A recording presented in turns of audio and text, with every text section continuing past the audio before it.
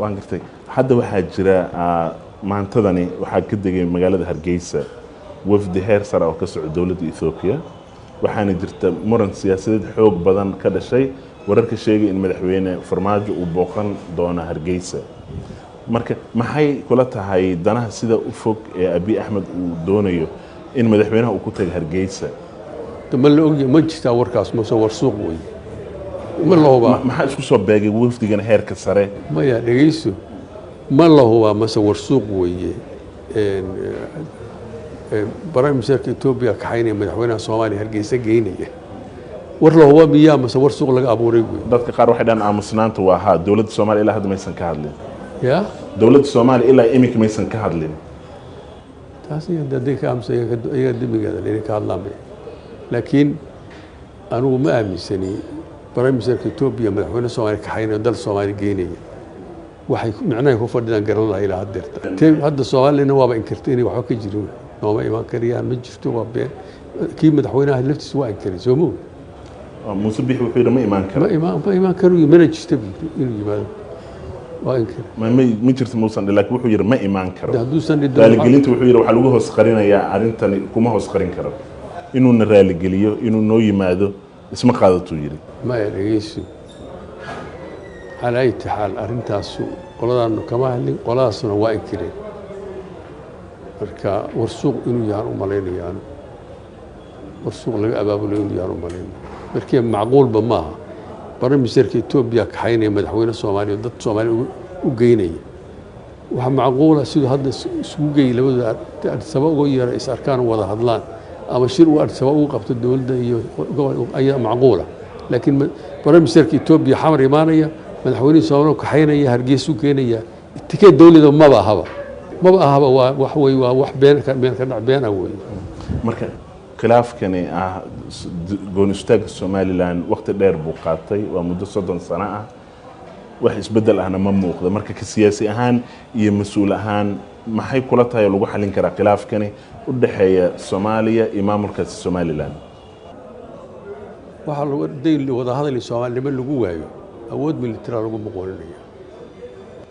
xoog military صح oo dawladda Soomaaliya inay muqooniso maamulka kala go Soomaaliya waa sharci darro waan cidna ma matalaan nimanka meesha jooga dambi qaranki weynaabay galeen dalka Soomaaliya kala gooyeen midnimadiisa meel kaga dhaceen soo garamis calankii bay gubeen waxay raawaan la dadkii laayeen ba kun goor ka badan inta ay dagaalka ka dhimatay iyadoo loo shaqeynayo wadooyin loo dhiso warshado loo dhisayo iskuulaad loo dhisayo gacanta lagu hayla shaqada siinayo iyo inta amxaara u tageen qoriyo ka soo qaatay la soo duuleen bay burbari Hargeysa iyo burcantay soo galeen calanka Soomaaliya tuureen oo gubeen oo laayeen guriga intay fuuleen qoriyo la fuuleen soo garmis yani dambi qaran la galay kii weynaabay galeen mataqaanaa marka waxaad leedahay talaabooyinkii dawladda dhexe kula dirirtay way saxsanaayeen dawladda dalka difaacis yaa gardar min dalka kala goynayo cadawga Soomaaliya la soo saftay oo calan kala wato dalka la goynaya iyo ninkii difaaci ka gardaray Soomaaliya qaranimo horta ma taqaana qaarkood waxay dad qaar ku doodayaan in ay markaas ka cabanayaan cadaadis saaran justification ma aha waxa weeye Soomaaliya kala goynaya calankii Soomaaliya gubaya amxaara iyo cadawga wada dagaalamayna u tagay la soo safanaya justification ay keeni karta male apologies ka hatta la siinaya qalada waxa weeye shacbiga dhibaatada ku dhacday ayaga ka mas'uul SNM baa mas'uul ka soo garmis markii shacbiga degan oo barwaaqo ku jira oo ladan ba intay soo galeen magaalooyinkii qoryo saareen darbiyada meel walba rasaas soo ridan ciidamada iyo rasaas la dhaceen ciidanku waa difaaci dalka la kala gooyo diiday waan gartay waxa tiri ragga hadda iminka hor kacaya maamulka Somaliland ma ahan kuwa maxaa la yiraahdaa hadda ninka madaxweynaha sheeganaya 750 qofood buu boorama ku dilay sanadkee marka waagaas ay soo galayeen meesha 750 buu dilay ma jiraan marka cadeemo la keenay wallahi seewa dadkii waa jooga kulli soo garmays 1200 oo dadka xariyaha qaxootiga ku jira Itoobiya ka soo qaaday ayay dileen xasan bay ahay xisbi waxay tay waxaan u tagay inuu ka soo qaatay soo garin dal weerar ku soo qaaday dalkood degan oo caadi ah laakiin hadda mudan waxay sheegaan waxa la sheegay in doorashooyin qof iyo cod ay ka dhacaan dhulkaas Soomaaliland warma u dambeysay waa mid hadda Muuse Bixi uu talada qof iyo cod wax la yaami jiraan wax ka jira ma jiraan hada qabaa'il meel qabsaday weeye qabiil iyo qaran meel ma wada galaan ana ku sheegay justification dadka Soomaalida wadaniyad ma leh iyo nuxruftoona war ninka calanka Soomaaliya gubi aniga muxuu yahay oo soo taagan what is this Soomaaliland kala gooy what is that maadaama aad tahay nin aqoon-yahan ah Muuse Bixi shalay markuu jeedina khudbadda wuxuu sheegay markii xorriyadda ay qaateen gobolada waqooyi ee Soomaaliya in 37 dawladood ay dowladdiiba aqoonsadeen bentis weeye beenaale weeye laba dawladood meesha ma midoobin laba gobol oo gudihiis isticmaalku ka kacay oo Ingiriisna ka kacay Talyaani ka kacay isu yimid kooda Juulaay jamhuuriyadda Soomaaliya la asaas dawladda dastuur leh oo madaxweynayaal isuma iman marka xaguu ka yimid hadalkan waa been wax ka jira ma jiraan beentooda dhageysan dhageyso laba dawladood meesha ilaa laba qaran isuma iman 26 Juun bishii waxa la soo yimid ka horeysay dawladda intaan la qaadan marka inay la soo yimaado marka la asaasay jamhuuriyadda Soomaaliya ayaa lagu heshiiyay soo garmis laakiin laba dawladood oo dastuur leh oo madaxweynayaal leh ma leh isuma iman marka ma jiro oo laba calan lama jirto fiiri 26 Juun bulugleyba laga taagay Hargeysa bulugleydi 52 halkan laga taagay oo daaqilka laga taagay waa Hargeysa 26 Juun laga taagay marka ma jiro wax lagu sheegayo waa tahay waxa sheegtay in haddii ay ku dhaga adeegaan go'itaanka in xal kale uusan jiro in talaabo military waxa weeye awood military lagu muqorinaya midnimada ummadda Soomaaliya waa sakara weeye soo garabsi waa qasab weeye haddii wada hadal iyo walaaltinimo Soomaaliya wax lagu waayo waa la isku qorinaya marka walaaltinimada iyo Soomaalinimada dhabahee loo mari karaa iyadoo aan la aadin talaabo waxa weeye in la isla garto in Soomaaliya ay mid tahay wax ka dhaxeeya inay aaminto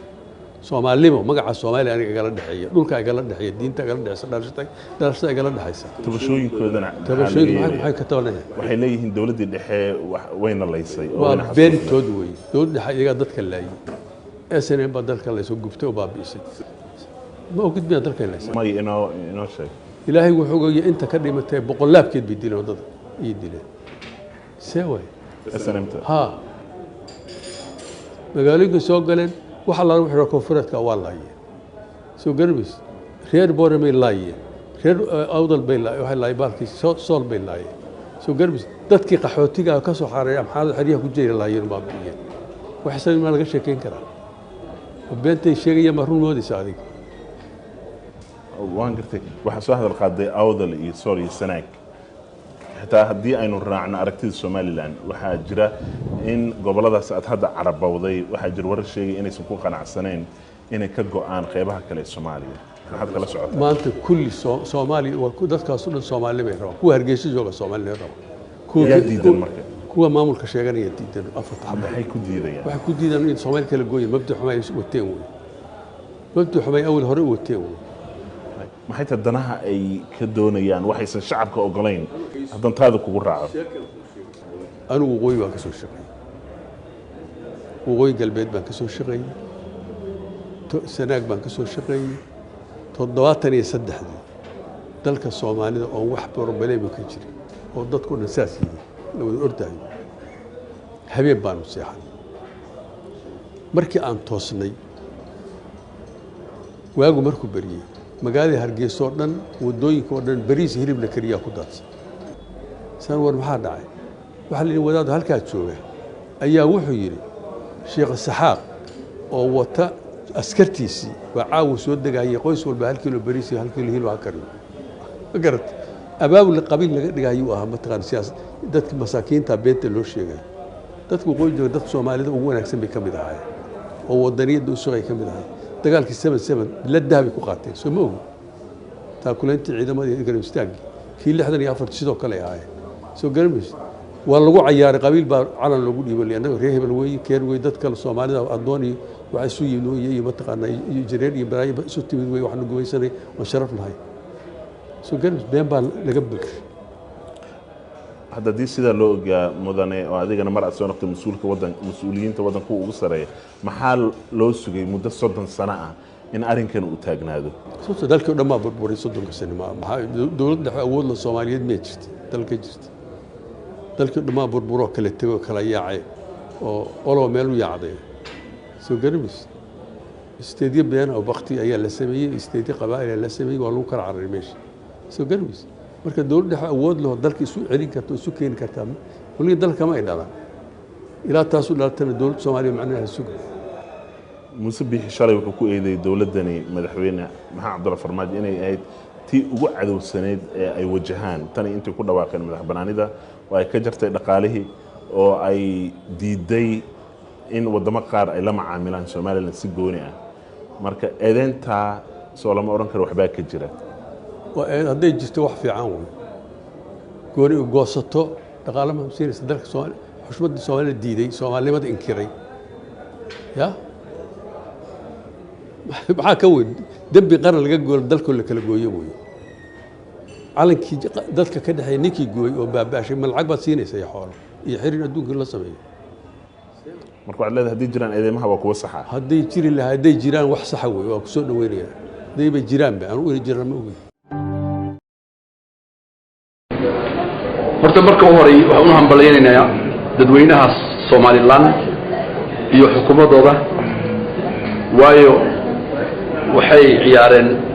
door aad iyo aad magaca Soomaalida maartay u wanaajiyay maadaama ay maartay nabad u keeneen dhallaankoodii haweenkoodii odayaashoodii iyo dadweynaha guud maxaa leh nabad ayaa macaan leh marka waan hambaleynayaa horta dadka ku doodahay iyo Somaliland may go'i kartaa iyo ma go'i karto waxaan leeyahay aniga waxaan qabaa aragtida Somaliland in la aqoonsado sababahaasna aan u rabaan ku sheegaya horta Soomaalidu markay gobonimadu qaadanaysay nin kastaba cadifad Soomaalinimo ayaa haysay calanka Soomaaliya oo buluuga ee dhaxdana xidig kaga yaalo wuxuu astaan u ahaa shanta goboleed oo Soomaaliya oo Soomaalidu ay degan tahay waxa kamid ah NFD oo aniga aan ku noolahay waxa kamid ah Ethiopia oo Soomaalida ku nool gobolka Ogaadeniya ama Soomaali galbeed loo yaqaan waxa kamid ah Djibouti waxa kamid ah Somaliland iyo waxa kamid ah Soomaali koonfur Soomaaliya aniga bil مثل oo kale wadanka Kenya ku nool oo maanta Soomaaliya ma doonayaan inaan Soomaaliya kamid noqdo Djibouti way tagtay waa wadan xor ah Ethiopia hadda waa waanba u socotay Soomaalidu waxay rabaan inay qayb ka qaataan Somaliland markii Soomaaliya ay burburtay iyadana qaybteeda ciyaartay waa isqaantay waxa dib ku jiro waa koonfur Soomaaliya su'aasha waxa way ya Soomaalinimada jecel nin Soomaalida layna hor Soomaalinimo ma jecelo been yu sheeg adiga kuy kula joogay Muqdisho Mr. Kismaayo ayaad laynaysaa Soomaalidu waxay noqotay dad ceel ku dhacay ninkii ku dhacana waxay rabaan inay lug qabtaan inuu ka soo bixin marka waqtigii Somaliland la aqoonsanay waa waqtigan way joogtaa way kartay ninka ka hor imaadana Soomaalinimada ayuu xasid ku yahay maxaa yeelay wadan aniga balihi yaani dad baadahay oo waxaan doonaynaa midnimadii Soomaalinimadan doonaynaa ma kala go'i karno su'aasha waxa way ma jeceshahay Soomaalinimo gurigaada nabad u yaal dadkaada daryeel markaas Soomaalinimada jeceshahay markaas aan isku imaanayna waan ogsoonahay adduunka waayahan Yurub way midowday East Africa maanta aniga wadanka ku nool waa Kenya Uganda Tanzania Burundi Rwanda waa midowayna dadka bardambu midoobi doona kolbo Afrika oo dhan baa midoobi doonta hor doorkaada ciyaar dadkaada nabad u yeel dadkan kale Allah aqoonsado oo caalamka waxay keeni karaan oo naruuro iyo ma arta deeq ha ka helaan maxad uga xasaysa marka waan qaba aragtida Somaliland inay nabad noqoto inay la aqoonso aniga shakhsiyan waan aqoonsanahay aniga waxaan u soo jeedin lahaa horta marka hore we are very proud of you aad iyo aad baan ma aragtay ugu farxsanay waan ugu faanaa waxaan leenahay nabad sida u wada midnimadii saa u wada hana qalbi jibna hana rajabelina رجل الآن يرفيقنا يقول لقون سيدي مقدشو مثل كونفورت الصومالي مركب وحن لينا ما أعرف دنتو واسيتو وادقاري دونتين ميشا جوكتين already وحطستن الدوينها إن تكون كرسونتين charity begins at home مركا انت كلا إن شاء الله حقا يبادل كسبين ميل ممران ويسعون دونتا حضنا وحن نقصونها هي بالمثل هذا الديارات عصب باكب بلاونة نيروبي وهرجيسيس كحرسة وليبو وجيرسي مرسة وانا مانينا قيب باك قادنا إلى صومال لاند